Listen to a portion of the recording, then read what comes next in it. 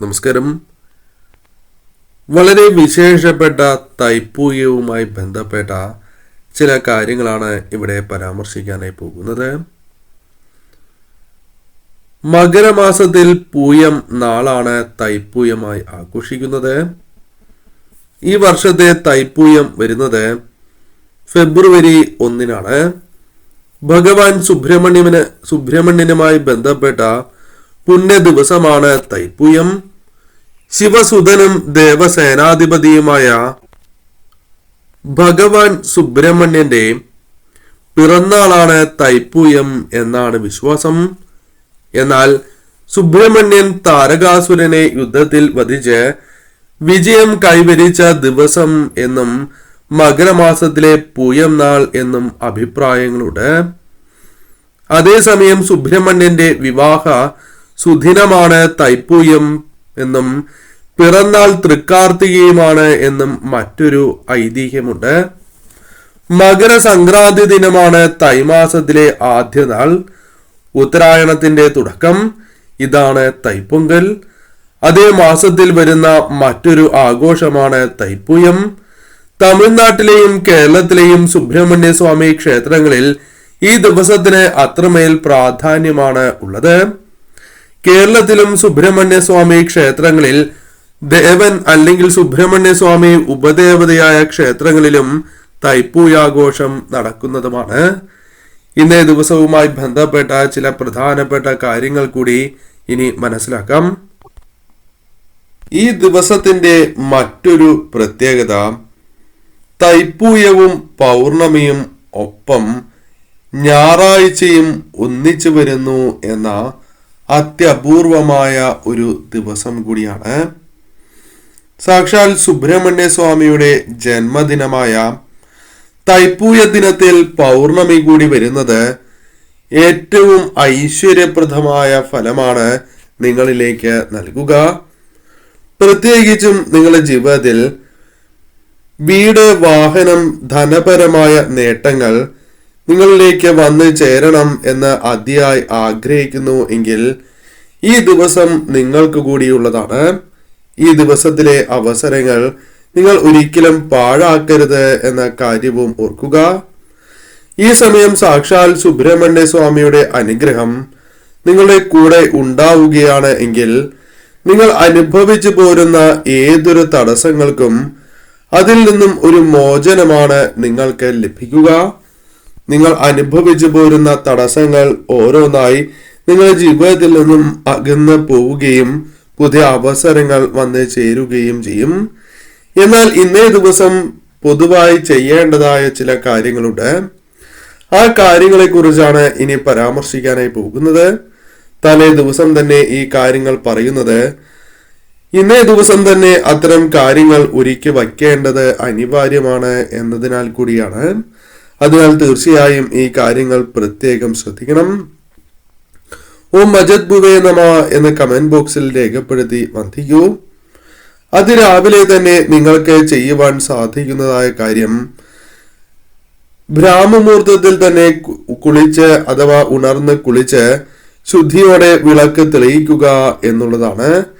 ഇന്നേ ദിവസം സുബ്രഹ്മണ്യ സ്വാമിയെ ആരാധിക്കുന്നത്, സുബ്രഹ്മണ്യ സ്വാമി ക്ഷേത്രത്തിൽ ദർശനം നടത്തുന്നത് അത്രമേൽ ഉത്തമമായ ഒരു കാര്യമാണ്. ഇന്നേ ദിവസം ഞാൻ ഈ പരാമർശിക്കുന്ന വഴിപാട് കൂടി നിങ്ങൾക്ക് നടത്തുവാൻ സാധിക്കുകയാണ് എങ്കിൽ അത് മഹാഭാഗ്യമായി തന്നെ പരാമർശിക്കാം. അതിൽ ആദ്യത്തേതായ വഴിപാട് പഞ്ചാമൃത അഭിഷേകമാണ്. ആ വഴിപാടുമായി ബന്ധപ്പെട്ട കാര്യങ്ങൾ മുൻകൂട്ടി തന്നെ ഷീട്ടാക്കുവാൻ നിങ്ങൾ പ്രത്യേകം ശ്രദ്ധിക്കണം. പഞ്ചാമൃത അഭിഷേകം ഇന്നേ ദിവസം ഏറ്റവും വിശേഷമാണ്. സാധിക്കുന്ന ഏവരും ഈ ഒരു വഴിപാട് നടത്തണം. കൂടാതെ കുമാര സൂക്ത പുഷ്പാഞ്ജലി ഇന്നേ ദിവസം നിങ്ങൾക്ക് നടത്താവുന്ന ഒരു വഴിപാടാണ്. സുബ്രഹ്മണ്യ അഷ്ടോത്തരി പുഷ്പാഞ്ജലിയും ഇന്നേ ദിവസം നിങ്ങൾക്ക് നടത്താം. അതായത് ഇന്നേ ദിവസം നടത്തുന്നതിലൂടെ ഇരട്ടി ഫലം നിങ്ങൾക്ക് ലഭിക്കും, അല്ലെങ്കിൽ പെട്ടെന്ന് ഫലസിദ്ധി ലഭിക്കും എന്നാണ് അർത്ഥമാക്കുന്നത്. കൂടാതെ ഇന്നേ ദിവസം നിങ്ങൾക്ക് നടത്താവുന്ന വഴിപാടുകളിൽ ഒന്ന് ത്രിമധുരം നേദിക്കുക എന്നുള്ളതാണ്. ഈ പരാമർശിച്ചിരിക്കുന്ന എല്ലാ വഴിപാടുകളും നടത്തുവാൻ സാധിച്ചില്ല എങ്കിലും നിങ്ങൾക്ക് സാധിക്കുന്നതായ വഴിപാടുകൾ നിങ്ങൾ നടത്തണം.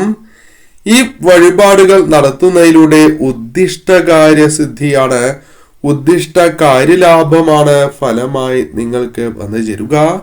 നിങ്ങൾ ആഗ്രഹിക്കുന്ന പല കാര്യങ്ങളും ഈ സമയം നടന്നു എന്ന് വരാം. ഇന്ന് ഞായറാഴ്ച കൂടി ആയതിനാൽ തന്നെ വളരെയധികം പ്രാധാന്യമുണ്ട്. ഞായറാഴ്ച വ്രതവും സൂര്യപ്രാർത്ഥനയും നടത്തേണ്ടതായ ഒരു ദിവസം തന്നെയാണ്.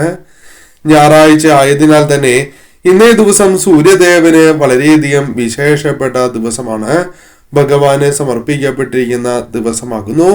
അതിനാൽ ഭഗവാന് അതിരാവിലെ തന്നെ ജലം സമർപ്പിച്ച് പ്രാർത്ഥിക്കുകയാണ് എങ്കിൽ അത് നിങ്ങൾക്ക് സർവ ഐശ്വര്യം തന്നെ പ്രദാനം ചെയ്യും. വീടുകളിൽ 5 തിരിയിട്ട നെയ്വിളക്ക് തന്നെ തെളിയിക്കുവാൻ നിങ്ങൾ പ്രത്യേകം ശ്രദ്ധിക്കണം. നാഗദേവതകൾക്കും സങ്കല്പമായി തന്നെ നെയ്ദീപം തെളിയിക്കുവാൻ മറക്കാതിരിക്കുക. നാഗദേവതകൾക്കും വിശേഷപ്പെട്ടതായ ദിവസമായി പരാമർശിക്കാം. അതിനാൽ തീർച്ചയായും നാഗങ്ങളെ കുറിച്ച് ഇന്നേ ദിവസം പ്രാർത്ഥിക്കുകയാണ് എങ്കിൽ ഐശ്വര്യ വർധനവ് തന്നെയാണ് വന്നു ചേരുക. ഇന്നേ ദിവസം പൗർണമി കൂടി ആയതിനാൽ പൗർണമി പൂജയും ദേവി പ്രാർത്ഥനയും നടത്തുന്നത് ഉത്തമമാണ്. സന്ധ്യാസമയത്ത് ഇന്നേ ദിവസം നിങ്ങൾക്ക് ചെയ്യുവാൻ സാധിക്കുന്ന ഏറ്റവും വിശേഷപ്പെട്ടതായ കാര്യം ദേവീക്ഷേത്രത്തിൽ ദർശനം നടത്തുക എന്നുള്ളതാണ്.